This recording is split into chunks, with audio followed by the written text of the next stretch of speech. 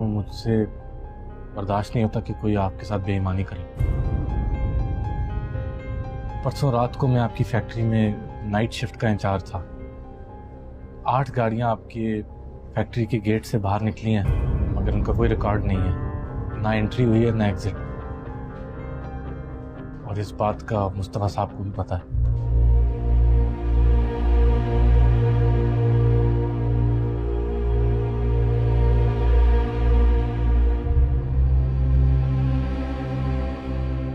शाम को लाओ इसे मेरे पास। जी मालिक।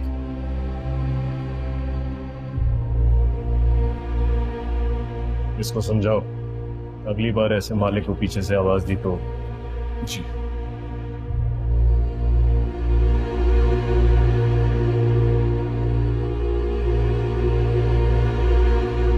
तुम तो अपना बोरिया बिस्तर गोल करो। तुम्हें शायद उस रात मेरी बात समझ में नहीं आई थी।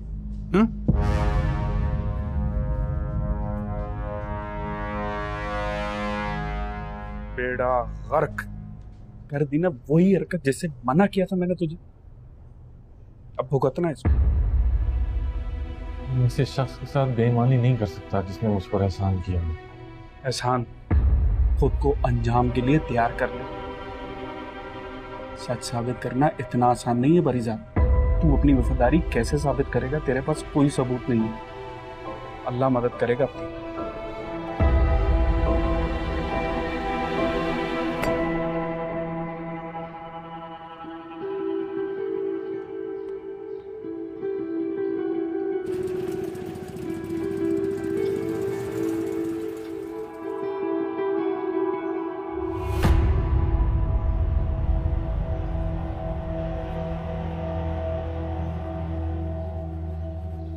अस्सलाम वालेकुम सर। तुम्हारे पास 5 मिनट है, जो बोलना है बोल दो। मैं अब भी वही कहूंगा जो पहले कहा था। मुस्तफ़ा साहब ने 3 दिन पहले फैक्ट्री से 8 गाड़ियां बगैर एंट्री के निकलवाई थी। बतौर शिफ्ट सुपरवाइजर मेरा फर्ज है कि ये बात मैं अपने मालिक के इल्म में लाऊं। कोई सबूत है इस बात का तुम्हारे पास? नहीं, सबूत तो नहीं है। मुस्तफ़ा 25 साल से मालिक का वफादार है। उस पर बिना सबूत के इल्जाम लगाने का मतलब जानते हो? लाश भी नहीं मिलेगी तुम्हारी। मैं आपको वो बता रहा हूँ जो मैंने देखा है, मगर सबूत नहीं है मेरे पास। आप मुझे मारना चाहते हैं, मार डालें, मगर सच एक ना एक दिन आप पर खुल ही जाएगा।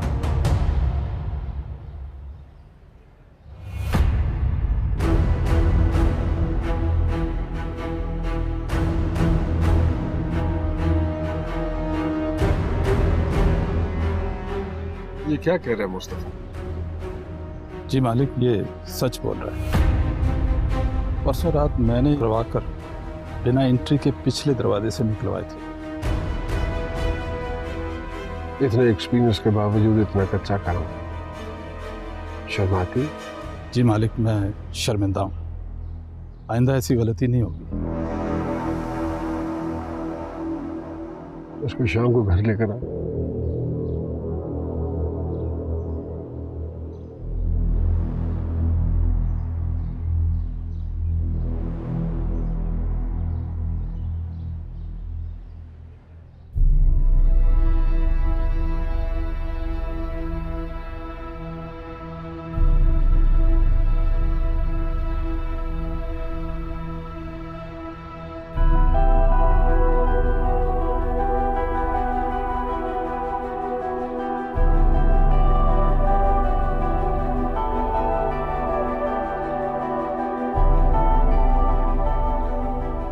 मुझे आपसे इतनी जरूरी बात करनी थी और आप गोल्फ खेलने चले गए।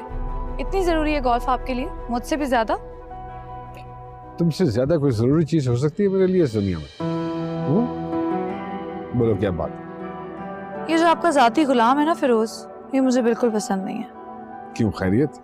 मैं अपने दोस्तों के साथ बाहर जाने का प्लान बनाती हूँ तो मुझे रोक देता है कि बाहर खतरा है। हाँ तो ठीक ही तो कहता है। तुम नहीं जानती हो इस इलाके के बारे में।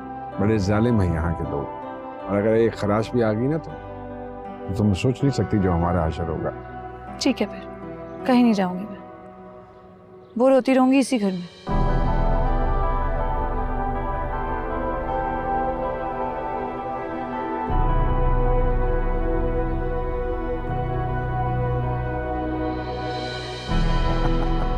अच्छा सुनो मेरी बात, अरे नहीं बात नहीं तो नहीं।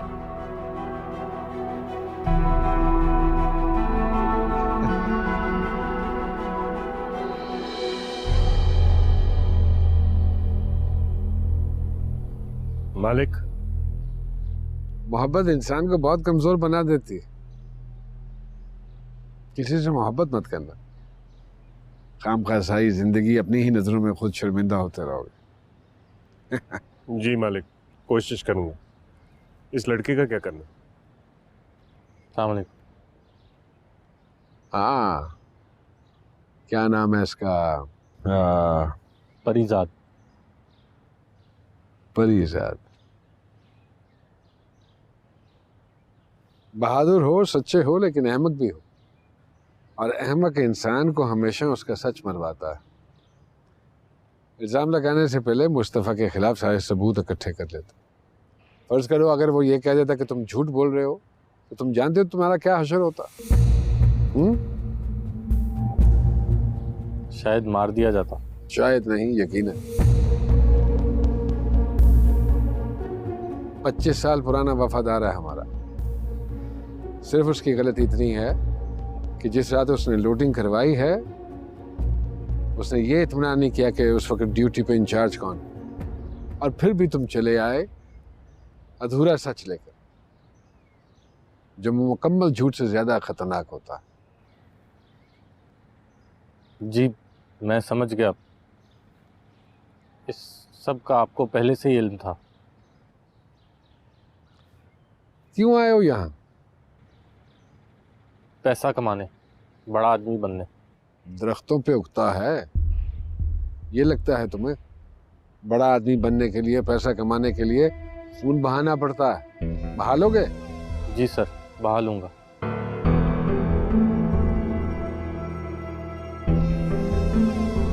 तुम्हारे काम का लगता है। समझा दो इसे क्या करना है। जी बेहतर मालिक, चलो। बल्कि सुनो, सुबह भेजो मेरे पास। और ये जो तुम्हें इर्द गिर्द बड़े बड़े घर और अमीर लोग नजर आ रहे हैं ना, ये सब वो लोग हैं जिन्हें तुम्हारी तरह किसी अंधेरी रात में किसी खुफिया लोडिंग की इतला मिली, लेकिन उन्होंने अपने मालिक को इस बारे में इन्फॉर्म नहीं किया। बात समझ में आई? जी जा। चल।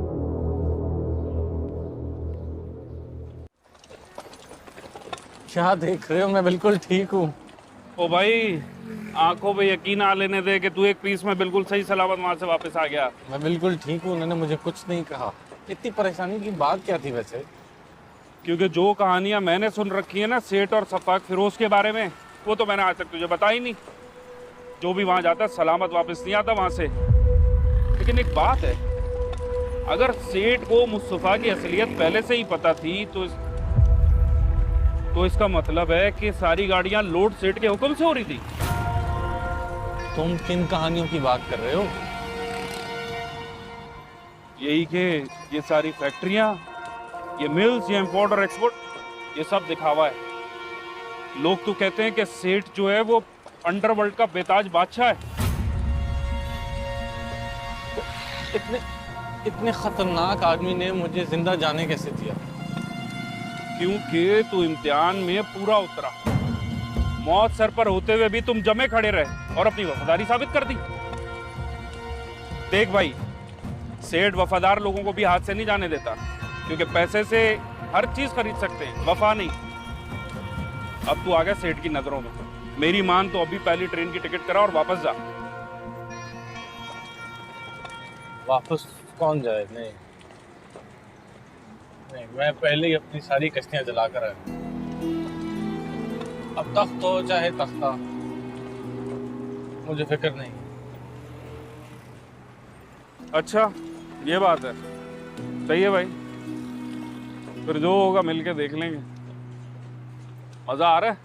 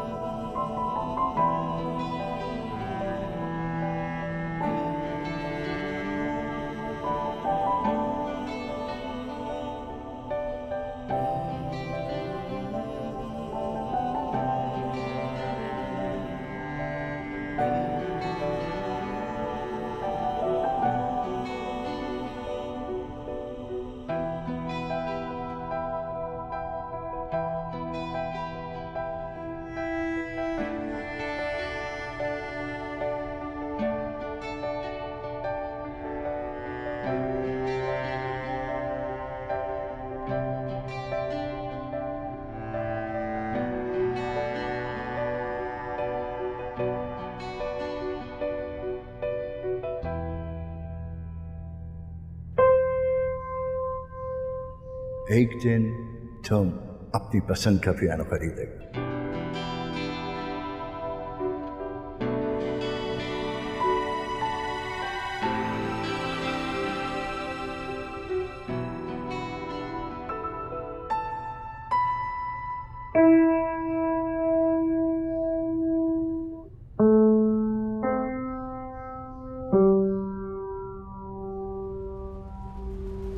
बजाना भी आता है या सिर्फ खेल रहे हो उसे?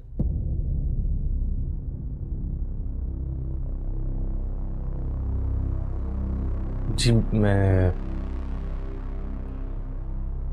बचपन में क्लासेस ली थी। हमारी बेगम का है ये पियानो, बहुत अजीज है हमें। अगर देख लिया उन्होंने तो खैर नहीं तुम्हारी। आज से तुम यहीं रहोगे और तुम्हारी ड्यूटी मालिकन लैला सबा के साथ हो। वो जब भी घर से बाहर जाएंगी तुम उनके साथ जाओ। जी बेहतर। और ये सुनने में आसान है काम, लेकिन इतना आसान है नहीं। हमारे दुश्मन हमारी ताक में। जी मैं हर लम्हा उनके साथ रहूँगा। हम चाहते तो ये काम किसी और भी वफादार को दे सकते थे, लेकिन हमारे दुश्मन हम सबको पहचानते हैं। तुम नए हो, तुम पर किसी को शक भी नहीं होगा, इसलिए मालिकन के साथ रहना होगा और चारों तरफ नज़र रखनी होगी। जी समझ गया, बिल्कुल ऐसा ही होगा। एक बार फिर सोच लो, अगर हमारे दुश्मनों ने तुम्हें पहचान लिया तो तुम्हारी जान भी जा सकती है। मेरे होते हुए मेरी जान तो जा सकती है, मालकिन को एक आंच भी नहीं आने दूंगा। शाबाश, यही उम्मीद थी तुमसे।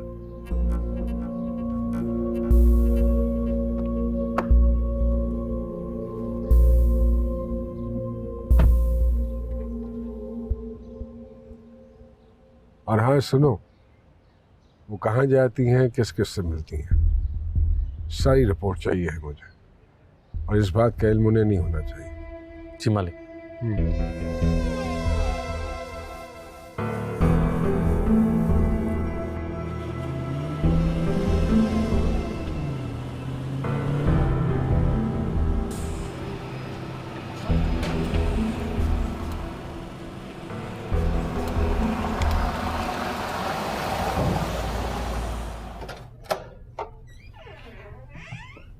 ये तुम्हारा कमरा, ज़रूरत की सारी चीज़ें यहाँ पर मौजूद हैं।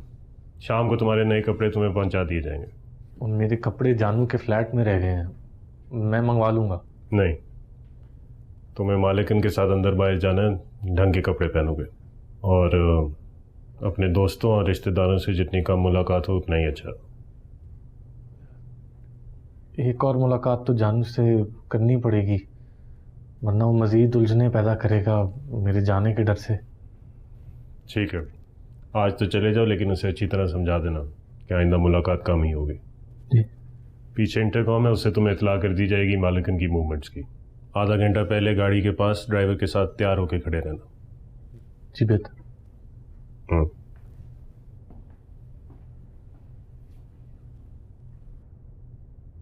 क्या कह रही हो बुआ? 5 लाख रुपए? तुम्हें सुनने में कोई गलती हुई होगी। उस कंगले के पास कहाँ से आए 5 लाख रुपए? मान लो तुम ना अब सटिया गई हो। हाय हाय, अब ऐसी भी कोई बात नहीं है। ठीक है, बूढ़ी जरूर हो गई हूँ, मगर अब भी 7 घर दूर की सरगोशी भी साफ सुन लेती हूँ। अरे मैंने तो उसकी सास से 10 बार कुरेद कर पूछा, तब जाकर उसके मुंह से ये बात निकली कि परिजाद जाते जाते बहन को 5 लाख देकर गया है। मुझे तो भाई ये बात हजम नहीं हो रही, इतनी बड़ी रकम उसके पास से आई कहाँ से? जरूर उसने कीड़ा कर डाला होगा। मैं तो कहती हूँ जाते जाते कम से कम भाइयों को ही दे जाता अगर थे पैसे तो। अकबर कब से प्लाट लेने का सोच रहा कि घर बन सके, और मैं कमेटियां डाल डाल के थक गई। मगर मुझे तो सईदा की सास की बातों से यूं लगा कि जैसे तीनों भाइयों ने मिलकर बहन को दिए हैं 5 लाख रुपए। है बुआ, सच कहो, ऐसा कह रही थी वो? हाँ, ऐसा कह रही है। वो यही कह रही थी कि भाई सब भाइयों ने मिलकर अपनी बहन की मुसीबत दूर की है। परिजाद तो मेरे ख्याल में सिर्फ रकम पहुंचाने गया था वहां। अब समझ में आ लेने दो इन दोनों को। अच्छी तरह पूछूंगी कि कहां से आए इतने पैसे। हम अपने बच्चों का पेट काट काट कर थोड़े थोड़े पैसे जमा कर रहे कि आने वाले वक्तों के लिए कुछ जोड़ सके, और ये हाथ ताई बने हुए दोनों हाथों से लुटा रहे। आज क्या सूखे मुंह लौटा दोगी मुझे? कोई चाय पानी को नहीं पूछोगी? और हाँ, इतनी बड़ी खबर लाई हूँ, अत्तर की शीशी तो आज लेकर ही जाऊंगी। ला रही हूँ शरबत। जल्दी ला बेटा। छुआरा खाओगी? चुप हो जा बुआ। सब ठीक हो जाएगा, मत परेशान हो।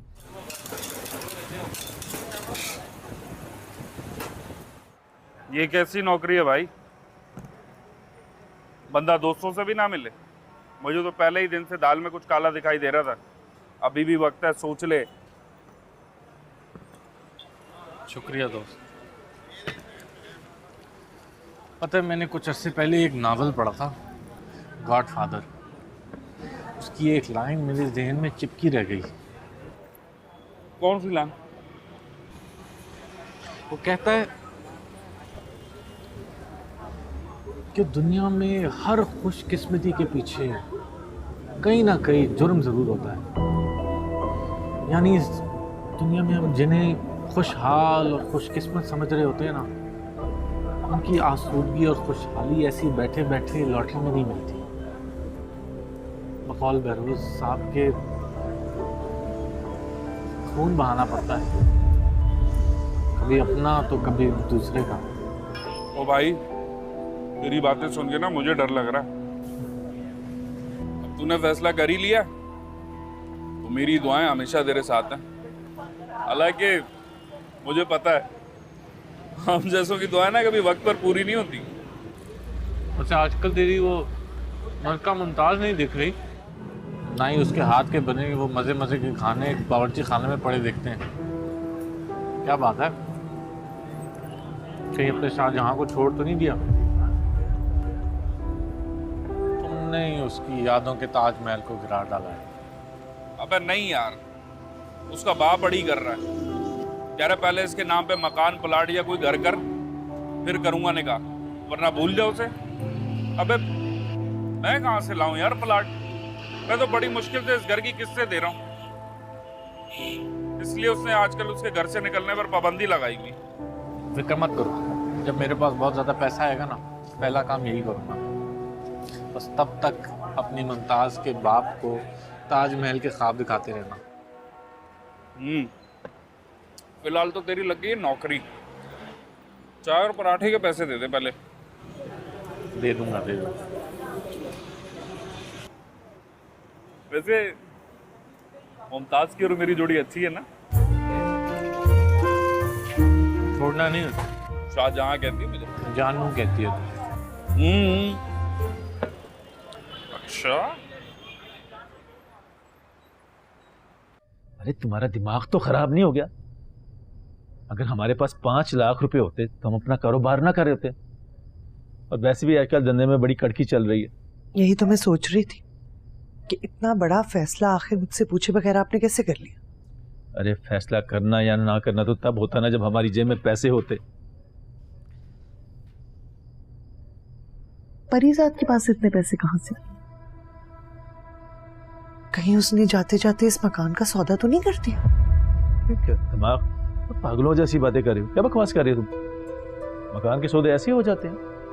एक तरीका कार होता है भाई। एक बंदा आपको पैसे देता है, दूसरों से कागज दबाता है। मुझे तो लगता है ये शादी करवाने वाली बुआ खामखा अफवाह फैला रही है। नहीं नहीं, अफवाह होती तो इस तरह सईदा के ससुराल वाले पीछे ना हट। देखा नहीं आपने कितनी खामोशी होगी उनकी तरफ से जब से परीजाद कराची गया। और मुझे यकीन है कि उसने जाते जाते इन लोगों का मुंह किसी बड़ी रकम से बंद किया। मेरी समझ में कुछ नहीं आ रहा, तुम खुद ही पता करो इसका। जरूर पता लगाऊं, और जब तक पता ना चल जाए मैं चैन से नहीं बैठूंगी। हाँ, इसका तो मुझे पता है, चैन से तो तुम नहीं बैठोगी।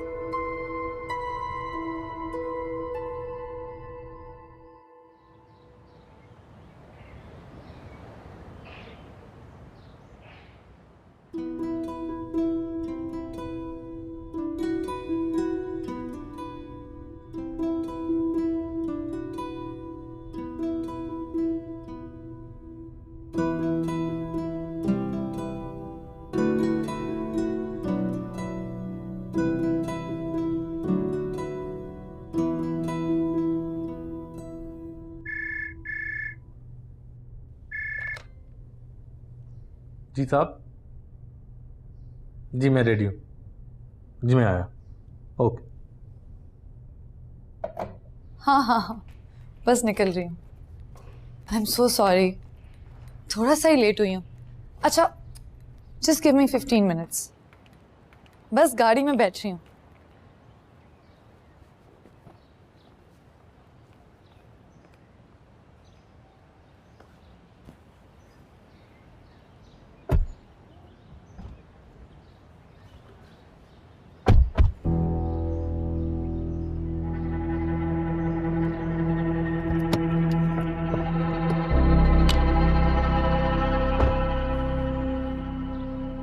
कौन हो तुम?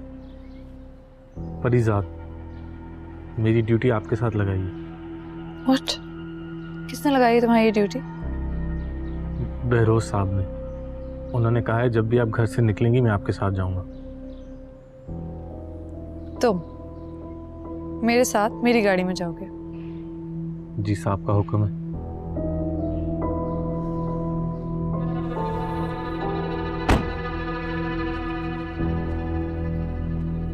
हाँ, बस उसको कहो कि डॉक्यूमेंट्स रेडी करें। आहा, और दूसरी बात यह है कि ये क्या किया आपने? ये किस नमूने को मेरे साथ लगा दिया? जो मैं मीटिंग इसके है साथ वो बाहर हमारी जाऊंगी। दुबई में नहीं होगी, साउथ अफ्रीका में। बताएं मुझे, कोई और नहीं मिला था आपको? हाँ, साउथ अफ्रीका में ही मिलेंगे। यहाँ अब एजेंसीज पीछे ही पड़ जाती हैं। बाकी फिर डिटेल में बताता हूँ तुम्हें बाद में। हाँ, ओके ओके ओके। ये क्या करती हो तुम? देख तो रही हो कि मैं जरूरी बात कर रहा हूँ फोन पे। आप इस लड़के को फौरन इस ड्यूटी से हटाएं। क्या कर रहे हैं मेरी गाड़ी के पास? और ये जाएगा मेरे साथ हर जगह, मैं कहीं नहीं जाऊंगी ऐसे। अरे हमारा ये डिसाइड हुआ था ना कि इस मौसम पे बात नहीं होगी। ये तुम्हारी हिफाजत के लिए रखा है भाई। आगा, मुझे और कितनी हिफाजत चाहिए? 2-2 गाड़ियां एस्कॉर्ट की आगे पीछे होती हैं। हाँ, लेकिन वो तुम्हारी गाड़ी से फासले पे होते हैं ताकि तुम्हारी गाड़ी नजर में ना आए। और इसे तुम्हारी गाड़ी में इसलिए बिठाया जाता है कि अगर कोई खतरा महसूस हो तो ये उनको इन्फॉर्म कर सके। आगा, मुझे कुछ नहीं पता। मेरे दोस्त मेरा मजाक उड़ाएंगे। ये क्या नजर बट्टू आपने मेरे साथ लगा दी है? अरे हाँ, नजर बट्टू, इस बारे में तो मैंने सोचा ही नहीं। चलो, नजर बट्टू समझ के ही साथ बिठा लो इसे। मेरी जान जल रही है और आपको मजाक सोच रहा है। अरे यार, चंद दिनों की बात है यार, हालात ठीक नहीं है। जैसे ही नॉर्मल होंगे मैं इसको फारिग कर दूंगा, छूट जाएगी तुम्हारी जान इससे। तब तक मेरी खातिर बर्दाश्त कर लो उसे। अरे मैं नहीं चाहता कि कोई खराश भी आए तुम्हें, प्लीज फॉर माय सेक। अरे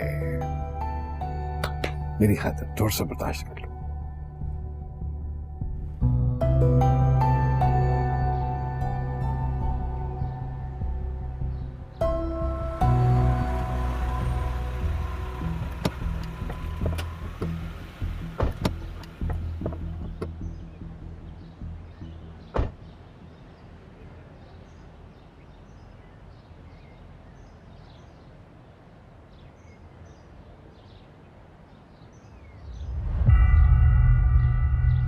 तो मेरे पीछे पीछे कहाँ आ रहे हो?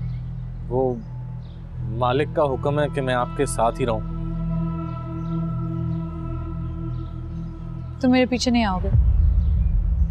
मेरे आने तक यहीं इंतजार करो।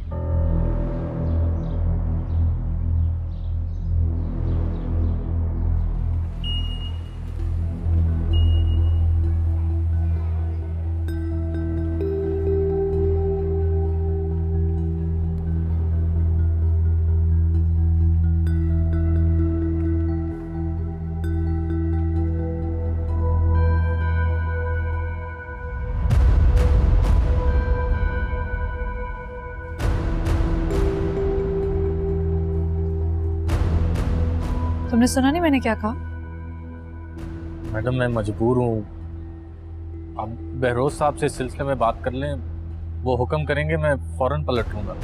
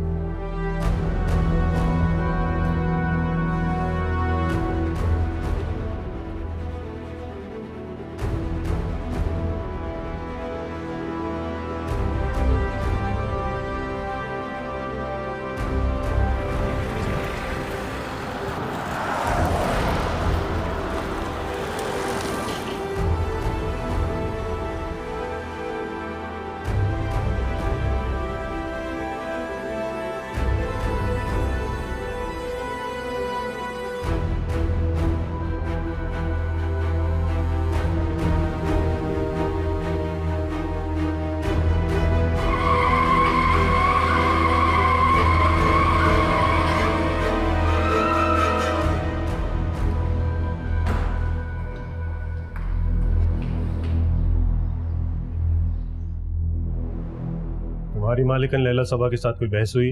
मेरी ये मजाल नहीं, अलबत्ता वो गाड़ी से उतरकर मॉल अकेला जाना चाह रही थी। मैंने तो सिर्फ अपना फ़र्ज़ अदा किया जो मुझे सौंपा गया था।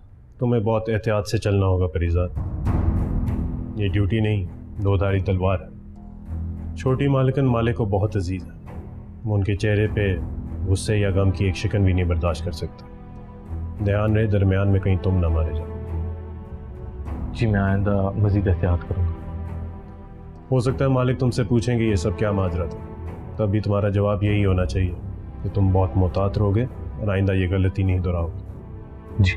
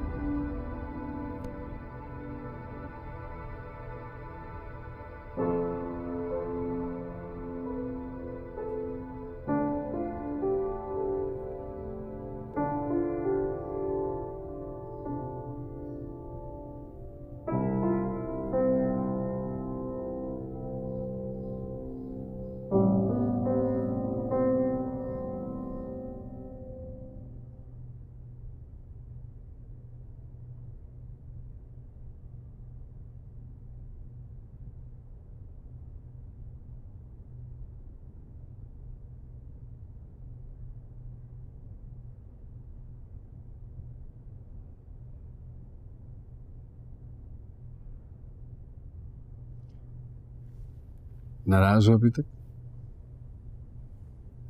आपको क्या फ़र्क पड़ता है? मेरे दोस्त मेरा जितना भी मजाक उड़ाए, आपको तो अपनी मनमानी होती। अरे बिल्कुल फर्क पड़ता है मुझे फर्क नहीं पड़ेगा तो किसको फर्क पड़ेगा। चलो एक काम करते हैं, मैं साउथ अफ्रीका से वापस आ जाऊं तो कहीं चलते हैं। आप कह देते हैं, चलते कभी नहीं है। नहीं, इस दफा वादा, पक्का वादा। मुकरेंगे तो नहीं? कोशिश करो।